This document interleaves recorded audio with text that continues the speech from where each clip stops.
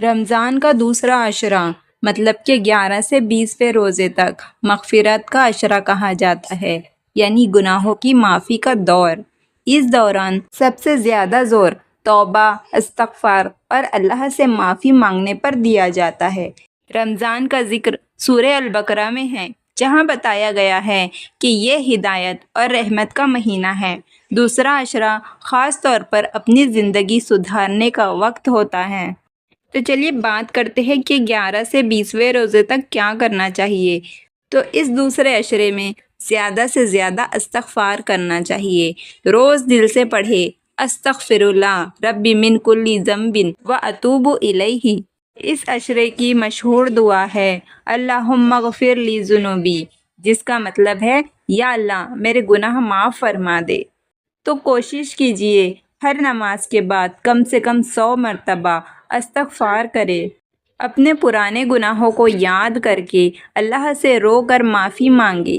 اگر کسی کا حق مارا ہے تو اسے واپس کرے یا پھر معافی مانگے، اور یہ ارادہ کرے کہ دوبارہ وہ غلطی نہیں کریں گے۔ اللہ تعالیٰ سورہ الزمر میں فرماتے ہیں اللہ کی رحمت سے مایوس مت ہو، بے شک اللہ تمام گناہوں کو معاف کر دیتا ہے۔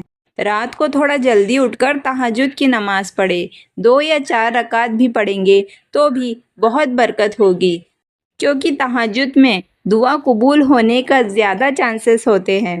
روز کم سے کم 1 پارہ یا جتنا ہو سکے اتنا تلاوت کرے، اور قرآن شریف کو سمجھ کے پڑھنے کی کوشش کرے، ترجمہ بھی دیکھے، صدقہ اور خیرات کرے۔ تھوڑا سا بھی دے سکتے ہیں، جیسے کہ 10 روپے 5 روپے چلے گا، لیکن صدقہ دے، کسی بھوکے کو کھانا کھلا دے، افطاری کروا دے، اس طرح سے صدقہ کر سکتے ہیں۔ محمد صلی اللہ علیہ وسلم رمضان میں سب سے زیادہ سخاوت کرتے تھے۔ غیبتوں اور گناہوں سے پرہیز کرے، کسی کی برائی نہ کرے، جھوٹ نہ بولے، بد نظری نہ کرے اور لڑائی جھگڑے سے بچے۔ موبائل کا یوز کم کرے اور فالتو ریلز دیکھنے سے پرہیز کرے، اور آخری عشرے کی تیاری کرے۔ دوسرا عشرہ ختم ہوتے ہی تیسرا عشرہ یعنی کہ جہنم سے نجات کا عشرہ آئے گا، جس میں شب قدر ہوتی ہے۔ اسی لیے ابھی سے اپنے دل کو پاک کرنا ضروری ہے۔ ذرا سوچئے، اگر رمضان کا یہ دوسرا عشرہ نکل گیا اور ہم نے معافی ہی نہیں مانگی تو پھر کب مانگو گے؟ پتہ نہیں، شاید اگلا رمضان ملے یا نہ ملے۔ اسی لیے 11 سے 20 روزے تک ہر دن اپنے آپ سے یہ کہے یا اللہ مجھے معاف کر دے، میں تیرے سوا کسی اور کا محتاج نہیں۔ رمضان کا دوسرا عشرہ صرف عبادت بڑھانے کا نام نہیں ہوتا، یہ اپنے رب کے سامنے ٹوٹ جانے کا وقت ہوتا ہے۔ کبھی آپ نے تنہا بیٹھ کر سوچا ہے کتنی نمازیں چھوٹ گئی، کتنی بار دل دکھایا، کتنی بار اللہ نے بچایا، اور ہم پھر بھی نہیں سنبھلے؟ یہ عشرہ ہمیں یاد دلاتا ہے کہ اللہ ابھی بھی انتظار کر رہا ہے۔ قرآن میں سورہ البقرہ میں اللہ تعالیٰ فرماتا ہے بے شک اللہ توبہ کرنے والوں سے محبت کرتا ہے۔ گناہ کرنے کے بعد شرمندہ بندہ جب رو کر کہتا ہے یا اللہ معاف کر دے، تو اللہ اس سے نفرت نہیں کرتا بلکہ اسے پسند کرتا ہے۔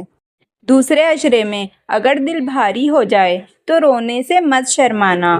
رسول صلی اللہ علیہ وسلم بھی دعا میں رو دیتے تھے، ان کی آنکھوں سے آنسو بہتے تھے، جبکہ ان کے سارے گناہ معاف تھے۔ پھر ہم اور آپ کا کیا حال ہونا چاہیے؟ آج سے ایک چھوٹا سا روٹین بنا لے، ہر نماز کے بعد 3 منٹ صرف دعا کریں گے اور روز کم سے کم 100 مرتبہ استغفر اللہ کہیں گے۔ رات کو سونے سے پہلے اپنے دن کا حساب لیں گے۔ اپنے آپ سے پوچھیں آج میں نے اللہ کو خوش کیا یا ناراض کیا، کیونکہ یہ دل کو صاف کرنے کا وقت ہے۔ اگر کسی سے جھگڑا ہے، اگر کسی سے بات بند ہے، اگر کسی کا حق دبا رکھا ہے تو اسی عشرے میں صلح کر لے، کیونکہ اللہ تعالیٰ تب معاف کرتا ہے جب بندہ بھی معاف کرنا سیکھ جائے۔